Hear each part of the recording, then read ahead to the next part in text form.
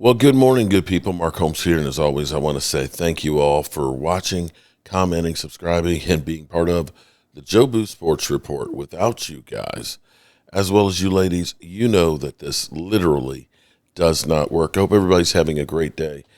Man, wow, what a game. So here this morning, I have not heard the press conference from Dak Prescott from last night, so I want to watch it this morning while I'm getting my morning video and stuff done. And it's a damn shame. This is Tony Romo 2.0, where we've got an incredible dynamic offense, but we just don't have a defense to back it up. And that's on Jerry and Stephen Jones. You know, they believe in journeyman players. Figure we just get a couple of good guys in there, and, we can just put anybody in there. And we've had 3 defensive coordinators in the last 3 years. You've had too much turnover and too much change to get any consistency. And this, unfortunately, is not going to be something that's going to be fixed anytime soon. In the meantime, the offense is doing everything they can to carry the defense. They are. The offense is put in a position where you have to score every time you get the football. There's no ifs, ands, or buts about it. We said the Cowboys are going to have to score 35 points a game to win. And that's the truth. And when you start talking about having to score that kind of times, that much, it's just difficult. Right now, the Dallas Cowboys, Dak Prescott, 1,119 yards, leading the NFL in passing. Dak Prescott, it's unbelievable how what he's doing is just incredible. It's insane that we're scoring 40 points and only getting a tie. So without further ado, let's listen to Dak.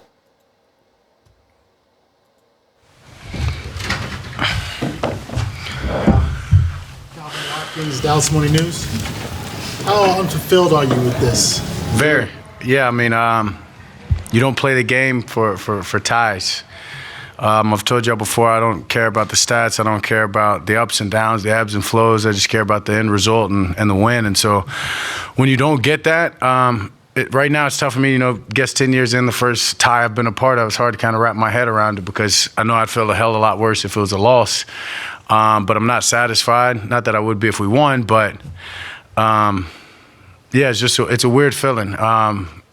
To what Shadi alluded to, though, I know I heard the end of it, is just like the fight and the resilience of the team, though, staying together, believing in each other, every chance, every opportunity. I don't know about you, but I thought that last play of regulation before the clock was done then. So, just tough to wrap my head around the tie right now, but a lot that we can build from, a lot we can grow from. We're still only, 4 weeks into the season, so we're almost done with this first quarter of it. And we're starting to figure out, I guess, who we are in a sense, on both sides. And it's about playing complementary ball and making sure we get a win and whatever it takes to get a win. And so we didn't do that tonight. That'll be the conversation tomorrow and throughout this next week is doing whatever it takes to win. What did you guys do to kind of slow down Parsons? It goes back to the plan I guess I told you guys on Thursday, right? It was going to be hands on deck, whether it be the tight ends, whether it be the running backs. And honestly, there was one-on-ones, and those tackles did their job, stepped up and did what they needed to do, kept them off, kept them away from me. Obviously, I told you I'm playing against a time clock, whether it's Micah or whether it's the rest of those guys, Gary. They've got a great front up there. And so, we played on time. And got the ball out. Receivers got to their spots that allowed me to play on time. And, I guess they gave them – I found out a half a sack on that last little – that's for y'all storyteller guys. So it's a no sack? 0 yards. That's a sack. It's a sack with 0 yards. Yeah, they did that for y'all. They did that for y'all for the theatrics of it, for the storyline. Yeah, like a tie. Clarence Hill deal as Cowboys. You brought up that last play. Did you think you was running it in? Honestly, just being honest, I didn't know that was Micah quite on my back. And I didn't think I was going to really, being honest with you, get to the end zone. I was just trying to get as much as I can. You talked earlier in the week about the trash talk and enjoying playing against them. Was there much talk? Can you Zero, not at all. Not at all. Until afterwards, and it was good talks afterwards, staying healthy, great jobs, fun competing against you. But yeah, no talks happened at all. One more, and when that incomplete pass in overtime, Clockson's won, did you think the game was over? 1,000%. I mean, I thought just the way that they got up to the line, and I don't want to say not with urgency because there was some, but and then I realized that, hey, they're not spiking this, and they're going to take an opportunity at the end zone, and he didn't get it out immediately, and the ball hung, especially when it went off of Sanborn's back. Yeah, I thought it was going to hit zero for sure. Dak, Todd Archer with ESPN. You talked about we're building on, you're starting to figure out who you are. Who are you guys? Who can you be? Yeah, I mean, we can be explosive. We can be a monster team. We get some stops in the way this offense is playing. Defense slow down just the big plays. I mean, they're playing good defense. It's just big plays here and there that, put them behind. And now their back's against the wall and they're in the red zone. So I've got faith in, obviously, Eberflus and the rest of those guys over there of stopping big plays. And not only that, the way that they rally to the ball, the way that they hustle and the way that they play, the turnovers are going to come as well. I mean, we got the one right there at the end of the half, almost got the one. I actually didn't see what happened, but with Diggs right there, interception, that they keep playing the way that they're playing, rallying the ball, great effort. The turnovers will come, as we say, turnovers come in bunches. So when that happens, we've just also got to start faster on offense. We start faster on offense and do things like we've done this week and other than last week, right? We can be explosive team. How do you not get frustrated when 43 seconds left, you take the lead. You take the lead again in overtime. How does that not, like... I love it. It's the game. It's the game of football. It's the NFL. You're playing against the best. And that means you've got to play your best when it's needed. Thankful for these opportunities. As I told y'all before, I guess, right? Like, especially when you miss ball, when you've been hurt and you've had to sit there and watch it. You watch games on, watching those college games on Saturday, all those come down to the wire, and then watch the noon games. Like, you want to be in those positions. You don't want to watch just other people actually couldn't be in those positions. And not only that, that just helps you, that experience just makes you better for, more of those to come. So it's fun. It's part of it. It's not, sure, I believe in my defense and they're going to stop it and make the play. And sure, if they do or they hold them to a field goal or whatever it is, I'm just thankful that we still have an opportunity to go out there and answer. And this game, I can be mad about the 1 second on the clock. I can be mad that, they drove the ball. But at the end of the day, I'm pissed that we didn't score in the red zone. We had an opportunity to score in the red zone, and we do that. And they're having to, get back on the line again and throw another Hail Mary to the end zone. So not for 1 second am I looking in the defense. I'm a guy that looks inward first and looks at what we need to do and what I need to do to help this team. And if we score in the red zone or start faster, who knows if we're in this position. You go back to those 3 plays after first and goal in the 5 and look at them and what was there, what wasn't there. I don't know if you saw Ferguson on third down, if you looked at it later on the tablet at all. Yeah, no, I did look at it later. And then when it's on the tablet, it's just one of those of did it come open late? Obviously I've got other reads and he's more of a check down there. Could I have scrambled? Could I have, extended the play? But also, you got points in your back pocket that you don't want to extend the play and not do the right thing, or give a guy like Micah or Gary, one of those guys, that can back or, chase you down and have a turnover, So I'm not upset with the decision I made by any means, but 100%. And whether it's that or whether it's a third down in the third quarter, there's always plays you look back that you want, and especially when you don't win, and even when you win, and damn sure when you tie. Jeff Machota with The Athletic. You just give us your thoughts on how you thought George Pickens played tonight and just what was working with you guys. Yeah, no surprises, honestly. Super proud of him. He played just as I expected him to play, and what I was most impressed about is just the way that he was focused and locked in the game, the whole game, and not only just locked in, doing everything that he needed to do and do it right, but just the conversations he's having in the huddle, uplifting other guys, saying the right things to, keep guys focused and keep guys staying in the moment and being present. And not only was he saying it, he was doing it himself and being an example, and made play after play to big play after play to give us a chance. And whether it's the overtime touchdown, whether it's the whether it's the touchdown right before overtime or whether it was overtime catch on the sideline, or early in the game of, right before the first touchdown, making that one-on-one on the left sideline. He made plays all night long, and not surprised at all. He's done that all camp. He's done that his whole career, and just having a guy like that, he's going to do more of it. And then there were a lot of big plays in the passing game, but in particular that one to Jalen Tolbert. Could you just take us through what you saw on that and what you thought of when you saw that he was able to get both feet in bounds? Yeah, I mean, I had a little pressure, got up, right, went up and then out to my right, and at that point, he was pretty much the only one that was available to throw the ball to, and I saw that how deep they're in the end zone. I knew I couldn't get it all the way there, and so I made a play like that, I guess, a couple years back to CD, and it was just more of like, I'm going to throw this short and towards the sideline where, like, either he's going to get it or nobody's going to get it because I know he's going to react to it first. So I threw it, and the rest was him, honestly. It was a hell of a catch, an amazing job of keeping both feet in bounds. I wasn't quite sure. We planned to do a turbo, get up on the ball just in case, and when you hear from the headset, huddle, huddle, you're like, okay, dang, that was a for sure catch then. And then seeing it on the replay, that's a guy that's just been consistent and taking advantage of his opportunities when they've come his way. And especially after a guy like CD goes down, he stepped up huge tonight, and wasn't just that catch. It was catches right before overtime. It was all night long that he had great production for us. What do you hear on the headset then if it's incomplete? I mean, I don't hear anything. We're just obviously going to keep rushing up to try to do our turbo play. But my point is, when he said the huddle, that means they must have gotten a view from the coaches or something that it was a for sure catch if we're huddling. So, Nick Harris, Forward Star Telegram. It had been roughly 10 months since you had played in a live game environment coming into the season. Why do you think you've been able to hit the ground running in these first 4 weeks and evidently no rust really from your game? I've been playing 10 years.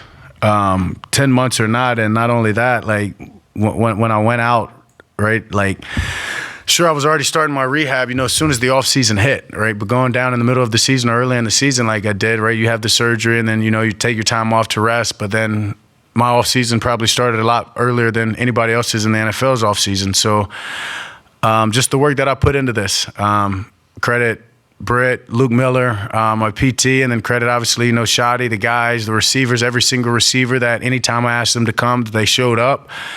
That it's process, and it's the way that I love to work. And I've told you that before. It's something that I've got to balance as I get older, right? Trying to outwork everybody, but doing it the right amount of time and making sure I'm not overextending my body. And so I think this just is all the hard work paying off, and going to continue. Understanding that there's little margin of error when the defense is the bottom scoring in the league, do you kind of think about that week to week? It's like, okay, I'm going to have 100% of my effort each and every week. Not that you wouldn't, but kind of understanding that it's going to take everything from all 11 guys to pull out wins. Yeah, I mean, it's not about the defense, as you said. It's more of just about that's who I am for one, and that's what I expect out of the team, and that's what they expect out of themselves. And if I didn't expect that, then the defense should be looking at me, and they should be looking at the offense and what are we doing? That the way to play complementary and to be there for your brothers, to make sure that you're not letting them down and you're doing everything in your preparation to have the best game that you can ever have. And so that's the way that I approach it. That's the way that I approach each and every week, whether it's the film study, the practice, or trying to get guys going just throughout the week in the building or at practice is it's about being accountable, and it's about making sure I'm handling my job and taking care of everything that I can. And if I can influence others to do the same, I'm going to do that. And so I think that takes care of itself. And a quick one, we saw you on the sideline dealing with a heating pad on your lower back. Everything good there? Everything's great. Just getting older. Just things come up a little bit, but I'm fine. Tommy Arsh, DallasCowboys.com. When Jake caught that touchdown, it looked like 1,000 pounds got lifted off his back. You kind of embraced it for Finally, what'd you tell him, and how good was it for him to get back in the end zone? Yeah, I just told him I loved him. I was proud of him. I understand that how long it's been for him. And as a guy who wants to contribute, make plays, and help his team win, and even though he's been doing that consistently every game, you want to get in the end zone, right, and help your team that way. And selfishly, you want those touchdowns. So, as you said, I knew how much of a weight that was lifted off of him, and getting that first one's just going to allow all the rest of them to come. I mean, you go back 2 years ago, the guy was getting touchdowns, at nonstop. So it's a confidence builder for another point, and super just proud of him. It's a guy that, as I said, wants to contribute to this team every which way possible that he can, and that he can. And it was awesome just for him to get back in there, and that won't be the last. I can promise you that. Garrett Podell, CBS Sports. Dak, a lot of people compare your hot start to 2020. Is this the best kind of start to the season you feel like you've had? I mean, I don't know if a 1-2-1 record would say that, and I don't like to compare anything to the 2020 season. Lastly, I just want to keep playing the way that I'm playing and really get or get better every week. And with 3 touchdowns, 300 yards, no picks, you passed Tony Romo for the most such games in franchise history. What does that mean as you continue and you're starting to become number 1 in the Cowboys record books for a lot of things? It's awesome. It's something I never take for granted. It's not something that I'm patting myself on the back for. But it's something that I understand the history before me. I understand the players who have come before me. And it's an honor. But at the end of the day, I want to win games, and I want to chase, Roger and Troy and the accomplishments that they have. Hey, Dak, Patrick Walker, DallasCowboys.com. A couple questions. One, circling back to George. The chemistry between you guys, both of you guys have talked about it throughout the offseason, but especially this week coming into this game and seeing how it manifested out there. Talk about the level of chemistry and trust required for you to throw the ball that you threw to him in double coverage, knowing that he would come down with it. Yeah, I mean, the guys, that's what he's done. I mean, that's when I say, look at his film and look at his resume, whether it's just been in the months that he's been here or the time he's had in Pittsburgh. That's what he does. That's who he is, and that's what allows that chemistry to grow. Is when I get a guy who I've seen on film make play after play, and then he shows up here and he's not missed a beat, and he's getting better. He's getting older through experience and more mature. That trust just only grows more, and the chemistry is just going to expedite that whole process. And he's a hell of a player, and he loves football, and that's what I love most about George. He's a guy who loves football. He's a hell of a teammate, and he's always locked in, whether he's getting the ball or not. In the past games when CD was here, or now he's the number 1 and he's being called upon. He embraces that role and that responsibility. And as I said, just the language and the things he was talking in the huddle. Proud of him. As far as, obviously, goes without saying, you guys don't want to ever be without a guy like CeeDee Lamb. But when you lose a guy like that, to see the long list of guys that helped George step up, Cavante, Jalen Tolbert, Jake Ferguson, what does that do for their confidence going forward, knowing that they can contribute at those? Yeah, and Ron Flournoy, I know you missed him there. No, it's okay, but those are guys who have been itching for their opportunity, honestly. When you've got a guy like CeeDee and you got a guy like George, there's only one ball there when you're speaking about 2 of those great players, right? And so those other guys, are like, well, whether they can get crumbs, whatever it is, they're ready to make plays and opportunities. And so when you lose a guy like that, all you're getting is these hungry men and playmakers who are saying that I can be a guy too. And so I think that's just what you're going to see is in a guy like Flo, a guy like JT, Terp telling you I'm not just a returner. JT, whether he led the team in touchdowns last year or not, that's not a fluke. And he's trying to, continue to prove himself and show that he can be a big time receiver in this league. And then Flo, who's had limited opportunities, who's going to try to take advantage of each and every one of them. And they all did that tonight, and super proud of their effort. Big time catches late, big time catches when it was needed, and great routes and getting to their spots. And what I'm going to just preach and just make sure these guys understand that's one game. And we've got to make sure that we go into practice with the same attitude of getting better, and we've got to do it each and every week. So that's just the start of it, but proud of them. Mike Leslie, WFA, just to drill a little further on Turpin in particular. He made a couple plays tonight. He's made some plays this season that seem to anyway have shown some real growth from him at the wide receiver position. How have you seen that element of his game develop, and what are some of maybe the finer points of what you see? Yeah, the finer points is his route running. And not only that, him understanding that, people are scared of his speed, and speed wins. You talk about speed, and everybody thinks, a guy like Tyreek Hill, right? And why does he do what he does? It's because he has uncanny speed. It's tough to find that type of speed, quickness, agility, and Terp is the same way. And so when he's out there and a guy has him one-on-one, He's scared, and that's also what allows me to to anticipate throws with Turp and trust. As he has that little speed burst that is almost like an indicator, and he's just going to continue to get better the more opportunities that he gets. Dak, talking to the defense tonight, you just got a lot of guys in there that are frustrated, right? You got a lot of guys talking to the guys in the locker room on the defensive side of the ball. A lot of guys are frustrated right now as far as just, like a couple guys said, we shouldn't lose when we put up 40 points, right? You as a leader, you as, been here, done that. What is your role in keeping this defense, keeping these guys focused or not too high, not too low when y'all are balling, but the defense is struggling? Yeah, locker room talk. Make sure that they're not finger pointing, making sure that they're being accountable, almost trying to get them to answer their own questions, whether they're frustrated and they're saying certain things, almost ask them why, and, look in the mirror and ask yourself why that and why again. So ultimately is to make sure that there's no finger pointing and, that they continue to trust one another and build on whatever trust that they have in one another. I'm not in their meetings, I don't know their calls, and I can't, hold somebody accountable to not making the right call or communicating. So it's about making sure that they're staying positive and keeping their heads up and believing in themselves and understanding that not only me, but this offense and this team has their back. So I'd be damned if they get down on themselves. We need them. And if they do get down on themselves, that's a selfish act, So, it's about making sure that they're staying positive and understanding that they control it. And whether it's one guy or two guys or the communication of all 11, they control what they go out there and they do. Two things. You said you're chasing Troy and Roger. You passed Troy for the most completions in franchise history today. So if you knew that. Secondly, Jerry said that you're showing why he paid you. That you're playing the best football of your career because you're indispensable. Can you talk about why are you playing so well right now?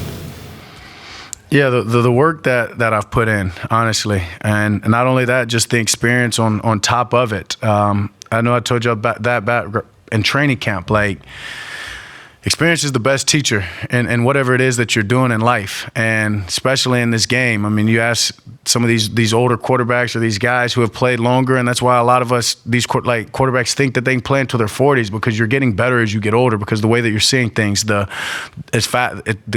quickness in recognizing the defense or their blitzes or what they're trying to give you that allows you to play ahead of it. And so that on top of me working, being healthy, and having trust in my teammates and the play calling, I think it's all of it combined, and it's not just me. I mean, you go out there and look. I miss throws, right? Like, I'm never satisfied with whatever performance that I put out there, and so I'm just thankful to play this game and the peace that this game brings me. I would never want to cheat it, and so it's about just trying to get better at it each and every day. Brought up the play calling. Talk about shot of the game he called tonight, being guts in with the fourth down call late. Yeah, hell of a game, hell of a play call there, right? And not only there, just throughout the game, made some crucial play calls, and not only that, giving me some opportunity to get to some plays that I felt comfortable in, or the guys on the sideline felt comfortable in as we were talking about them. Just the trust in that is to be able to, I wouldn't say draw something up, but pull something out that we haven't worked in all all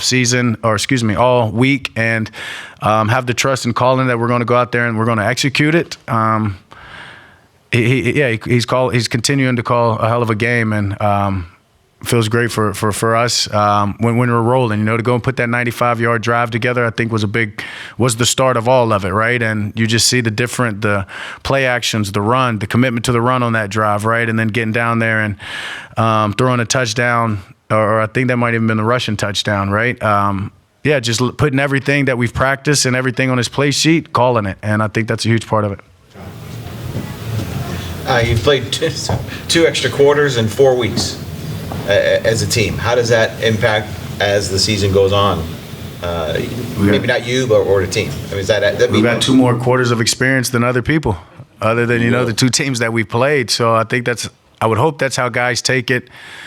We're a young team.